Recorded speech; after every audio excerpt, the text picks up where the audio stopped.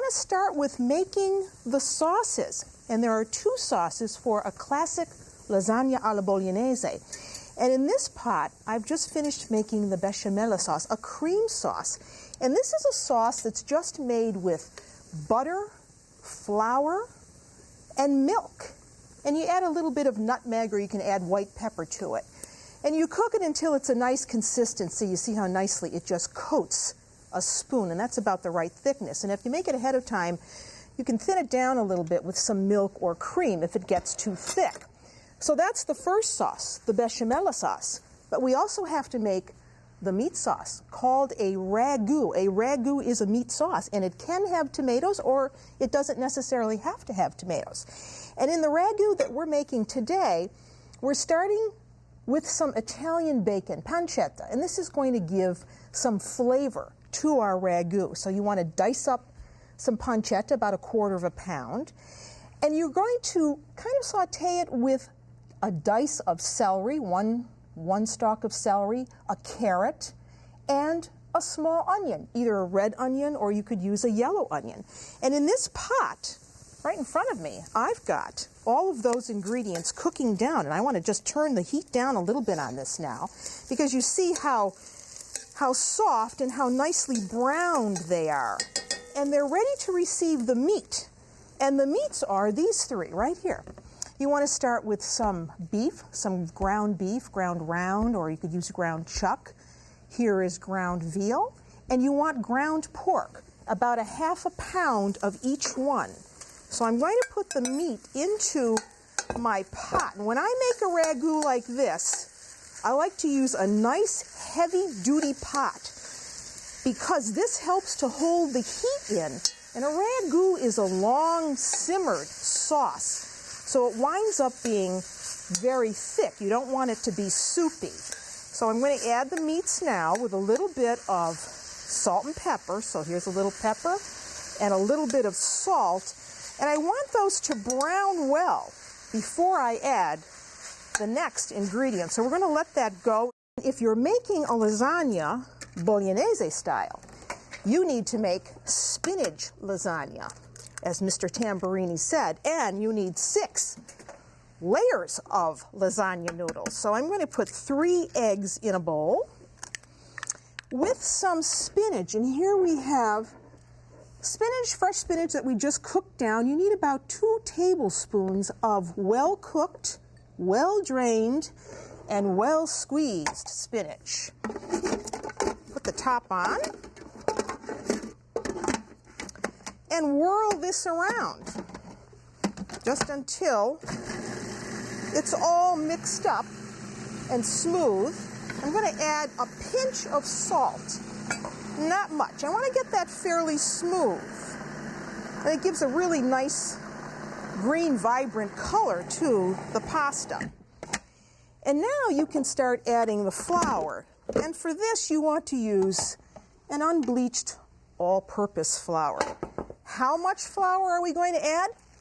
I have no idea.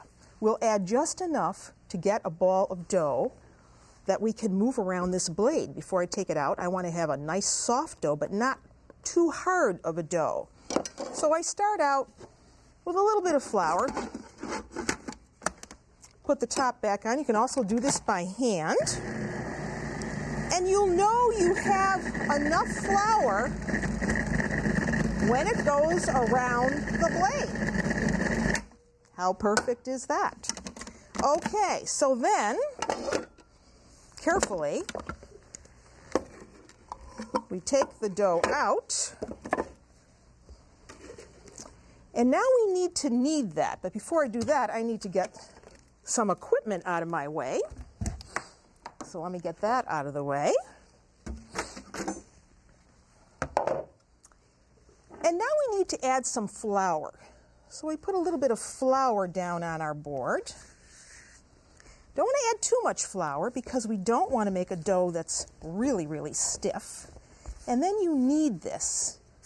Knead it for 5 or 10 minutes until it's nice and smooth.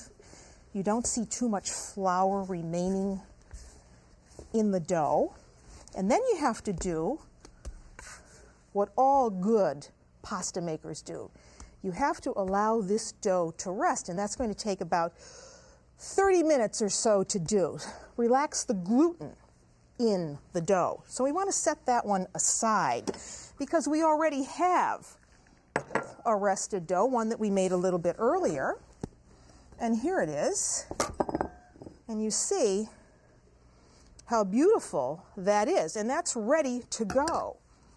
So I'm going to knead that just a few times with my hands. And I'm going to cut this up into pieces now. So here's our dough. So what we want to do is work in small increments here. So let's cut the dough up into, we'll cut this in half. That'll make a pretty long sheet, so I think I'll cut that again. So work with pieces that are comfortable for you. So there's our dough, and look at that beautiful green color. So then you want to take your rolling pin, flatten the dough down some. You don't want to put this through your pasta machine in a wad because that would not be good for the machine. You could actually strip the gears. So flatten it down some. And you can either do this by hand, rolling out the whole sheet, or you can take my way out and use a hand crank pasta machine. And that looks good enough. So now we need our pasta machine. Here's mine, and you've seen me do this before. I have my trusty little motor here, and that helps to eliminate me having to also hand turn with the crank. And here you see there's a knob, and it has numbers, and the numbers go from 2 to 4 to 6 to 8. Some numbers go up to all the way to 9, so you just have to be comfortable with how thin or thick you like your lasagna sheets. And really, for this, we really want fairly thin sheets. So I start on number 2. And I put the dough through, and then I raise the number to 4. Now, you know, when you make fresh pasta like this, you want to be able to see your hand behind the sheet of dough. That's how you know that the sheet is thin enough. And you see, I'm not using any extra flour to get this sheet of dough through the rollers because it's just wet enough.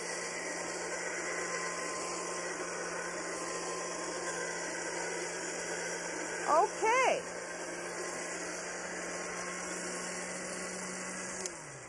I think I need 409 on this machine.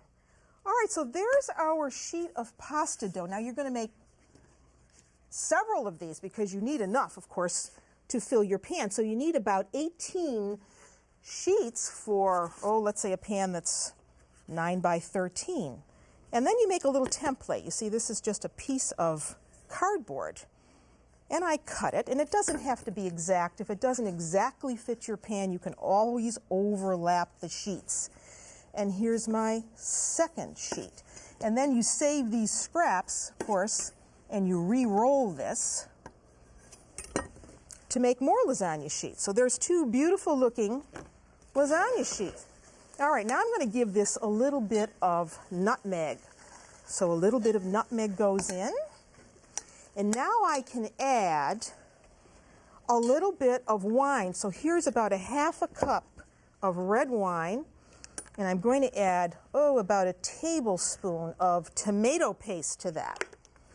Just stir that up and add that to the meat mixture and let that go. And at the end, we're going to put some cream. Or you could use milk. It's starting to smell wonderful. So we're going to let that go now. So in a pasta pot, you want to add, if you're doing a pound of pasta, you want to add about a tablespoon of salt after the water comes to the boil.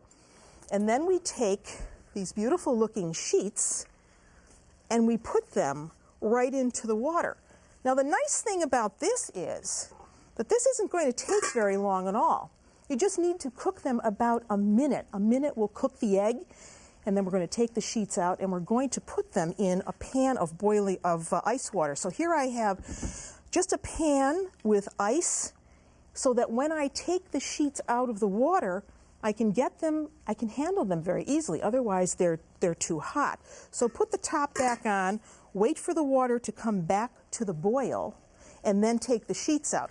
And when they come out of the water, you see how nice and pliable they are. So now I can go back and see where we are and take these out. So you can see that it's easy for you to handle this if you take them out and put them into ice water. So there's our ice bath. In they go. They've kept their beautiful green color. And you roll them around in the water just to handle them, just to be able to handle them. And then I take the sheet out, put it on a towel, just like that. And you see how they didn't stick together.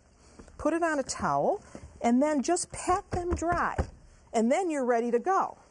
And now we're ready to go. Let me turn this down, and now I can add the cream to this.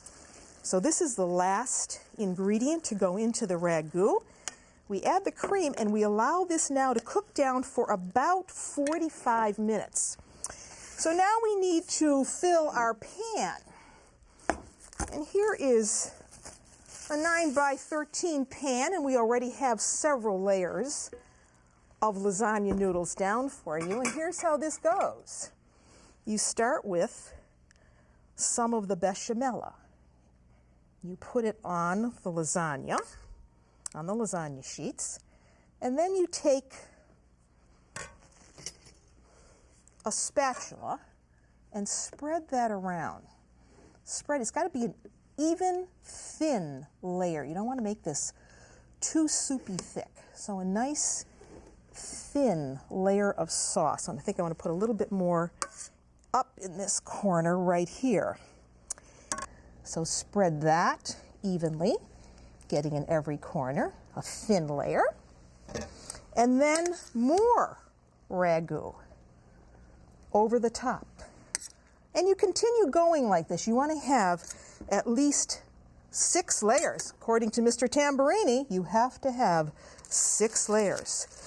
So here is our last layer. That goes over the top.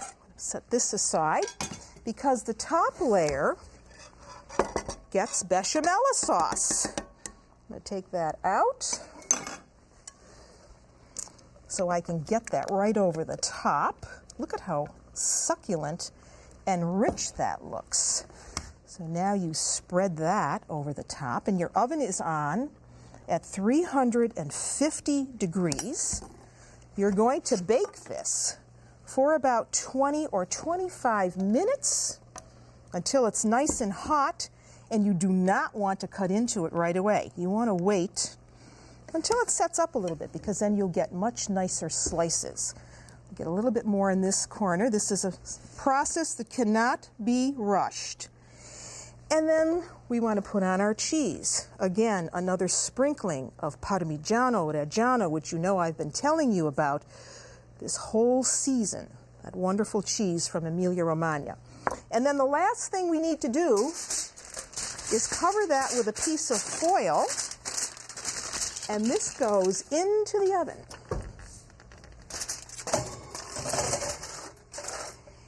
So, there you have it. Classic lasagna alla Bolognese.